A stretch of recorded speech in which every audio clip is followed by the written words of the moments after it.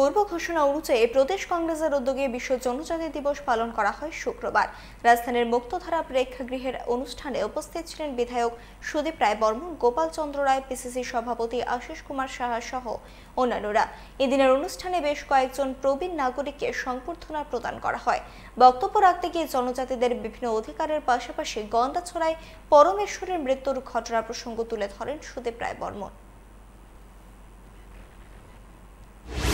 এই যে পরমেশ্বর ছেলেটা, তার বাড়ি গেছিলাম আমরা প্রদেশ কংগ্রেস সভাপতির নেতৃত্বে। যে ছেলেটাকে কিছু ছেলে মারধর করছিল, বকাবকি করছিল, পরমেশ্বর যদি তার মেন্টালিটি হতো যে मैं क्यों इसके बीच में जाऊं, ये तो बंगाली है, मार रहे कोई मरने दो इसको। তার মানসিকতা দেখুন, পরমেশ্বরের এগিয়ে গেছে, ultimately end of the day তাকে প্রাণ দিতে হয়েছে। That incident led to a mini riot in Gandacherra. আমি বাঙালিদের বললাম তার শিবিরে গিয়ে, ডু ইউ থিঙ্ক যে আপনার প্রতিবেশীরা যারা আদিবাসী বন্ধুরা তারা খুব খুশি? নিশ্চয়ই না। আমরা যেমন দেখিয়েছি ব্যথিত, ঠিক আপনার প্রতিবেশী যারা আদিবাসী তারাও সমানভাবে ব্যথিত।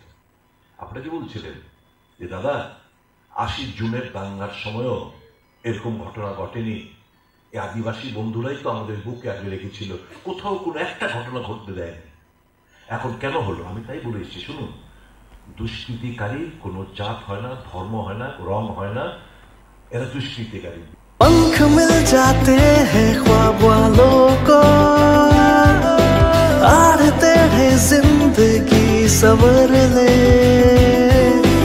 ऊंची ऊंची उड़ाने मुस्काने, उस मीठे पल का भरोसा तू कर ले।